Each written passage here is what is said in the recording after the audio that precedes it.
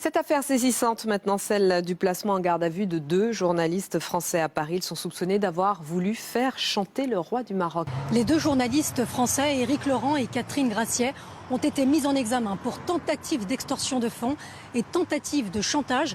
Pour Éric Laurent, il n'a jamais été question de faire chanter le roi du Maroc. Ce serait même tout le contraire. Le 11 août dernier, il rencontre Hicham Nassiri, un avocat du palais marocain. Et à cet instant-là, c'est lui qui parle d'argent. C'est lui qui est à l'initiative de la négociation en apprenant l'existence de ce livre embarrassant. Et Éric Laurent cite cette phrase de l'émissaire du royaume. On pourrait peut-être envisager une rémunération, une transaction en contrepartie d'un retrait. Selon la journaliste, c'est en juillet qu'Éric Laurent décide de rencontrer le roi du Maroc. Il souhaite lui donner un droit de réponse sur le livre qu'il prépare à son sujet.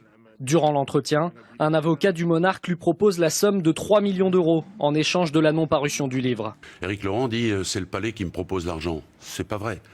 Il est en... Ça, c'est la pierre angulaire de leur défense. Oui, c'est la pierre angulaire de leur défense, mais c'est une pierre fragile, friable.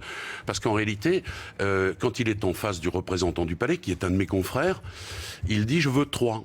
Et le représentant lui dit 3 000 et dit non, 3 millions. Et il va préciser d'ailleurs que c'est pour sa retraite.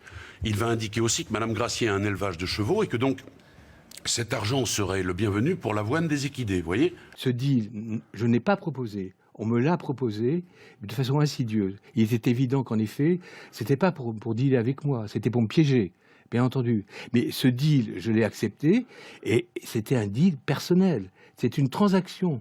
C'est mon travail, j'ai le droit de le publier ou j'ai le droit également de ne pas le publier. Est-ce que vous diriez au minimum que vous avez manqué de prudence ? Oui, j'ai manqué de prudence, bien sûr, évidemment. Mais j'ai manqué de prudence, mais je n'imaginais pas qu'il voulait à ce point-là nous abattre. Le terme n'est pas grandiloquent.